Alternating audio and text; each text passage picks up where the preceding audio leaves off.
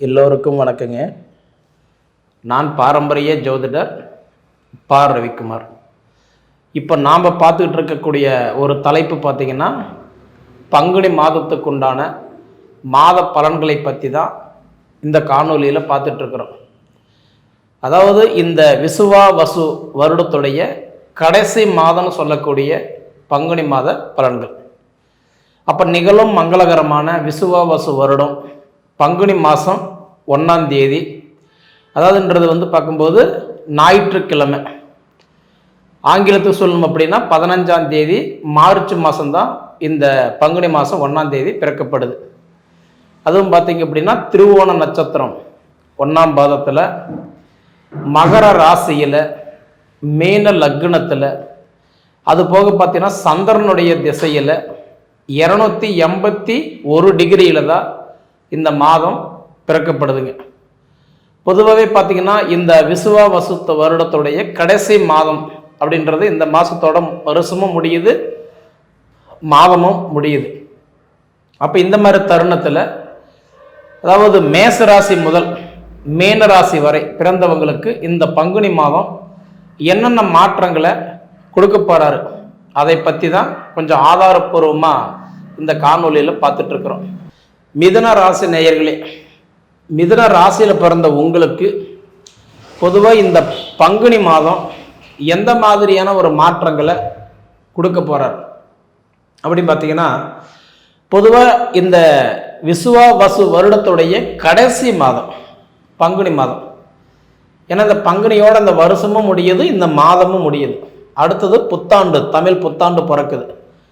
அப்போ இந்த வருஷத்தில் இதோட என்னோட கஷ்டங்கள் எல்லாம் தீருமா, இதுக்கு மேலே புத்தாண்டு தான் பிறக்க போகுது, புது வருஷம் மாறுது, இதனால் நல்ல வாய்ப்புகள் எதாவது கிடைக்குமா அப்படின்ற ஒரு கேள்வி எல்லாரும் மனசுலையுமே இருக்கதான் செய்யுது.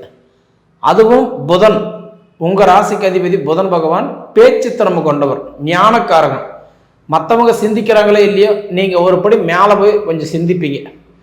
இது நடக்குமா, இதை புத்தாண்டு பிறக்கும் போதாவது இது நடக்குமா, இது மாறுமா, இது கிடைக்குமா, இது செய்யலாமா, இது வேண்டாமா அப்படின்னு கொஞ்சம் திங்க் பண்ண ஆரம்பிச்சிருவீங்க. அதுக்கு முன்னாடி நம்மளுடைய ராசியாதிபதி இப்போ எங்கே இருக்கிறார்? இப்போ மிதுன ராசிக்கு அதிபதி யாருன்னா புதன் தான். அந்த புதன் பகவான் உட்காந்துருக்கிறது 9ஆம் இடம். சார் 9ஆம் இடம் அருமையான இடமாச்சே. ஆனால் 9ஆம் இடம்னா பாக்கியஸ்தானம், அதாவது தந்தையோட இடம், பிதிருஸ்தானம்னு சொல்லலாம்.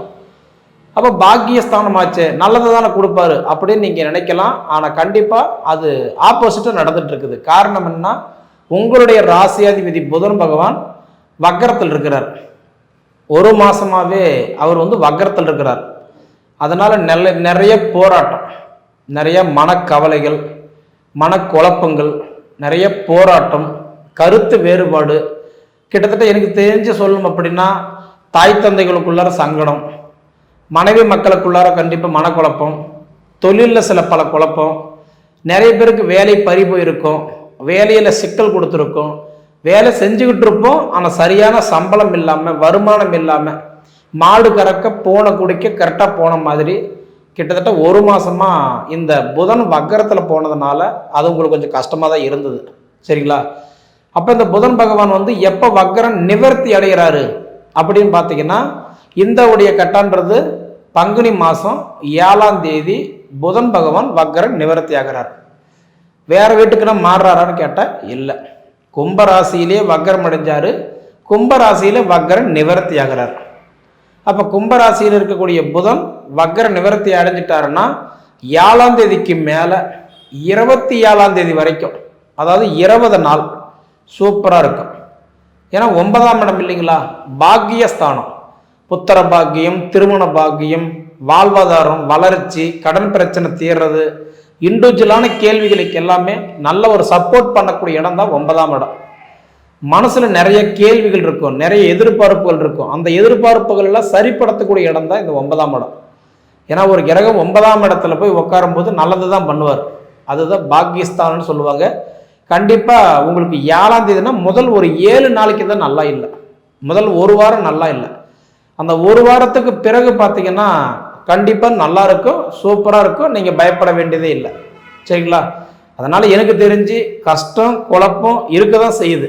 இல்லைன்னு சொல்ல முடியாது. இந்த ஒரு மாசமா கஷ்டப்படுறீங்களா, அது காரணம் புதன் வக்கரத்தில் போனதுனால. பயப்பட வேண்டாம். இந்த புதன் இப்போ 7ஆம் தேதி வக்கர நிவர்த்தி அடைஞ்சு அதே கும்பராசியில் இயல்பு நிலையில் வராரு. வந்து 20 நாள் நான் சொன்ன மாதிரி இயல்பு நிலையில் 9ஆம் இடத்துல இருப்பார். சூப்பராக வேலை செய்யும். 27ஆம் தேதி அன்னைக்கு புதன் பகவான் வந்து கும்பத்திலிருந்து மீன ராசிக்கு பெயர்ச்சாகிறார். அப்போ மீன ராசியில் போய் உட்காரும்போது 10ஆம் இடமாச்சே, நல்லது பண்ணுவாரா அப்படின்னு பார்த்தா மற்ற கிரகங்களாக இருந்தால் 10ஆம் இடம் நல்லது பண்ணுவார். ஆனால் இந்த புதன் போய் 10ஆம் இடம் மீன ராசியில் உட்கார்றது நல்லதில்லை. ஏன்னா இந்த புதன் பகவான் வந்து நீச்சமாகிற வீடு எதுன்னு பார்த்தா மீன ராசி தான். அப்போ போய் பார்த்துட்டிங்கன்னா அந்த 3 நாள், முதல் 7 நாள் நல்லா இல்லை, கடைசியாக 3 நாள் நல்லா இல்லை. சரிங்களா? அதனால் இந்த இடப்பட்ட காலம் அந்த 20 நாள் உங்களுக்கு சூப்பராக வேலை செய்யும். கண்டிப்பாக நீங்கள் என்னென்ன உங்களுக்கு தேவை, ஒவ்வொருத்தருக்கும் ஒவ்வொரு கேள்வி இருக்கும் இல்லைங்களா, அதை சார்ந்த வாய்ப்புகள் அந்த 20 நாளில் நீங்கள் பயன்படுத்திக்கலாம். ஒன்று. அடுத்தது பார்த்தீங்க அப்படின்னா உங்களுக்கு வந்து 3ஆம் இடத்துக்கு அதிபதி, தைரியஸ்தானத்துக்கு அதிபதி சூரியன் போய் பார்த்தீங்கன்னா ஒரு 10ஆம் இடத்துல தொழில் ஸ்தானத்தில் உட்காந்துருக்கிறார். சூரியன் தான் ஒவ்வொரு மாதத்திலையும் இந்த வரவு செலவெல்லாம் நிர்ணயிக்கிறது. நவகிரகத்திலேயே ஒரு ராஜா யாருன்னா அதாவது வந்து சூரியன் தான், சிஎம் மாதிரி. பொதுவாக பார்த்துட்டீங்கன்னா அந்த சூரியன் போய் உங்களுக்கு 10ஆம் இடத்துல உட்காந்துருக்கிறது தொழில் ஸ்தானத்துக்கு நல்லது. அது குறிப்பாக சொந்த தொழில் செய்துக்கிட்டு இருக்கிறவங்களுக்கு இந்த மாதம் சூப்பராக இருக்கும். ஏன்னா இன்னைக்கு அடிமை தொழிலுக்கு 6ஆம் இடம், சுய தொழிலுக்கு 10ஆம் இடம்னு சொல்லுவாங்க. அப்போ நம்ம சொந்த தொழில் பண்ணிட்டு இருக்கிறீங்களா, நான் ஒரு எக்ஸ்பர்ட் வச்சிருக்கிறேங்க, கம்பெனி வச்சிருக்கிறேன், நான் ஒரு 10 பேருக்கு நான் சம்பளம் கொடுத்துட்ருக்கேன், ஒரு ஃபேக்ட்ரி வச்சு ரன்னிங் பண்ணுறேன், இன்றைக்கி பெரிய அளவில் ஒரு பிஸ்னஸ் பண்ணுறேன், அதாவது இது வரைக்கும் எனக்கு கொஞ்சம் முடக்கமாக இருந்ததுன்றீங்களா, அந்த கவலை இதுக்கு மேலே வேண்டாம். ஏன்னா சூரியன் போய் இந்த பங்குனி மாதம் 1ஆம் தேதியிலிருந்து 30ஆம் தேதி வரைக்கும் மீன ராசியில் தான் இருப்பார். சரிங்களா? அந்த மீன ராசியில் போய் கரெக்டாக சூரியன் போய் சேரும்போது நட்புக்குடை கிரகமாக இருக்கும். அதனால் எப்படி பார்த்தாலும் இந்த மாதம் சொந்த தொழில் செய்கிறவங்களுக்கு தொழிலில் இருக்கிற மன அழுத்தம், மனக்கவலை, குழப்பம், தன்னுடைய கேள்விகளுக்கெல்லாம் ஒரு நல்ல பதில் கிடைக்கும். எப்படி பார்த்தாலும் எனக்கு தெரிஞ்சு தொழில் ஸ்தானம் இந்த மாதம் உங்களுக்கு நல்லா இருக்கும்.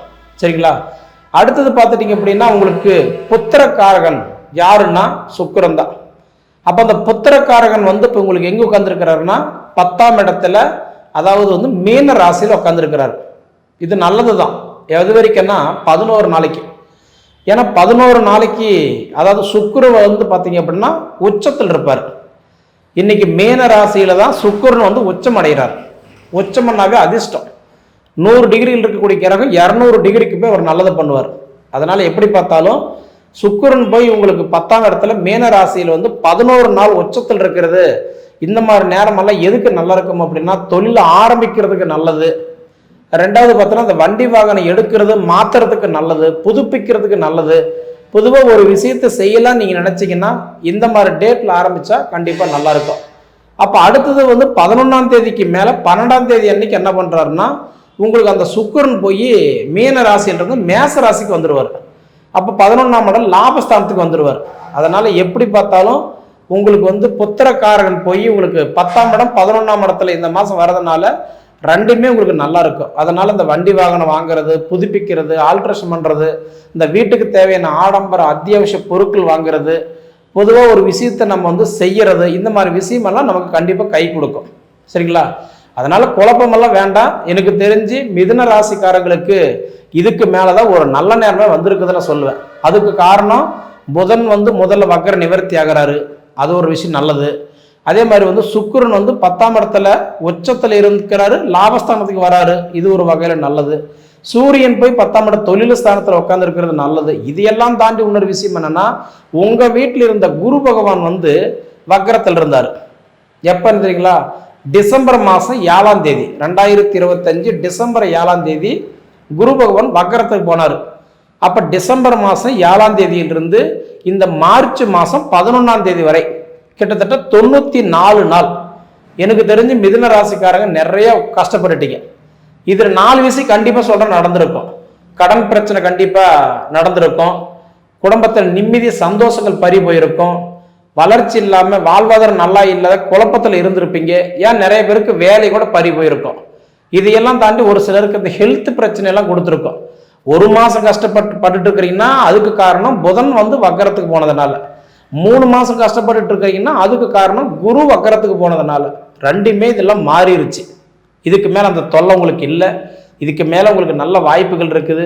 அதனால் பொறுத்தவன் பூமி ஆளுவான் அப்படின்ற மாதிரி சிந்தித்து செயல்படுங்க. ஒரு விஷயம் நீங்கள் செய்கிறீங்களா, அதுக்கு முன்னாடி ஒரு தடவை உங்கள் இண்டிவிஜுவலாக உங்கள் ஜாதகத்தை பார்த்துட்டு அது எது செஞ்சால் நல்லாயிருக்கும், எப்படி போனால் நல்லாயிருக்கும், அது மாதிரி யோசித்து கண்டிப்பாக ஒரு முடிவெடுங்க.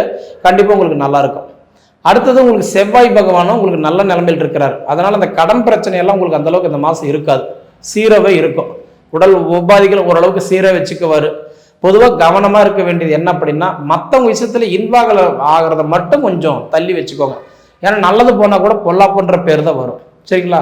அதனால் கொஞ்சம் பொறுமையாக நிதானமாக இருங்க. கண்டிப்பாக நல்லதே நடக்கும். சரி நேயர்களே, உங்கள் பொன்னான நேரத்தை ஒதுக்கி இவ்வளவு நேரம் என்னோட காணொலியை நீங்கள் முழுமையாக பார்த்ததுக்கு மனசிலிருந்து கேட்டுக்கிறேனுங்க. நன்றி.